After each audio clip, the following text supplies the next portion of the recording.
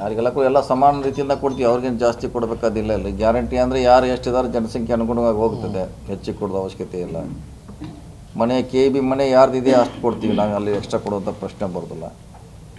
So ಯಾವುದೇ ಜಾತಿ ಯಾವುದೇ ಧರ್ಮಕ್ಕೆ ಒಂದಕ್ಕೆ ಹೆಚ್ಚು ಕೊಡೋದು ಒಂದು ಕಡಿಮೆ ಕೊಡೋದು ಪ್ರಶ್ನೆ ಇಲ್ಲ. ಯಾರು ಜನಸಂಖ್ಯೆ ಇದೆ ಅವ್ರಿಗೆ ಅಷ್ಟು ಕೊಡ್ತಾ ಇದ್ದೀವಿ ಅಷ್ಟೇ.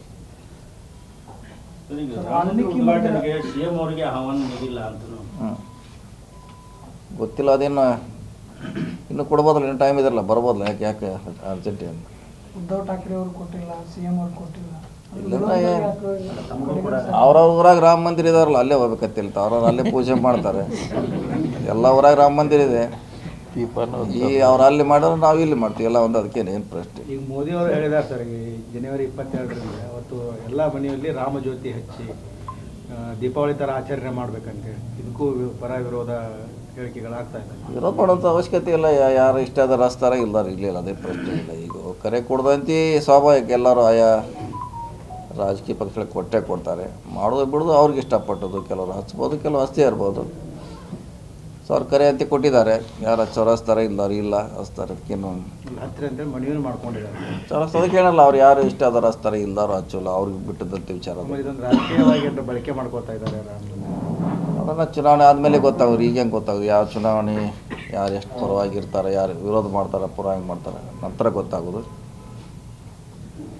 ಸೊ ನೋಡೋಣ. ಅದು ರಾಜಕೀಯ ರಹಿತ ಇರಬೇಕಂತ ನಮ್ಮ ಆಸೆ ಇದೆ.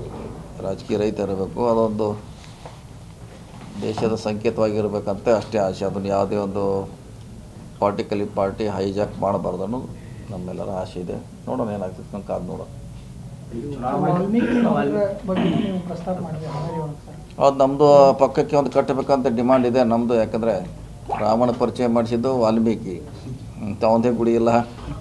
ನಮ್ಗೆ ಸ್ವಲ್ಪ ಎಲ್ಲ ದುಃಖ ಇದೆ. ಅದು ಇಟ್ಟಿದ್ದಾರೆ, ಅದೊಂದು ಸಂತೋಷ ಸುದ್ದಿ. ಅದೊಂದು ಅಟ್ಲೀಸ್ಟು ಏರ್ಪೋರ್ಟ್ಗಾರು ಇಟ್ಟಿದ್ದಾರೆ ವಾಲ್ಮೀಕಿಗೆ.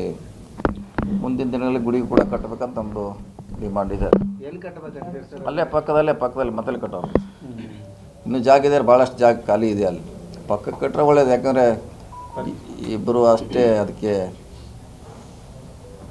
ಒಂದು ಗೌರವ ಸ್ಥಾನದಲ್ಲಿದ್ದಾರೆ. ಸೊ ಅಲ್ಲೇ ಕಟ್ಟಿದ್ರೆ ಒಳ್ಳೇದು ಪಕ್ಕಕ್ಕೆ. ಈ ಕಾಂಗ್ರೆಸ್ ಸರ್ಕಾರ ಗ್ಯಾರಂಟಿಗಳ ಮಧ್ಯೆ ಅಭಿವೃದ್ಧಿ ಕುಂಠಿತ ಆಗಿದೆ. ಹೀಗಾಗಿ ಹೊಸ ಯೋಜನೆ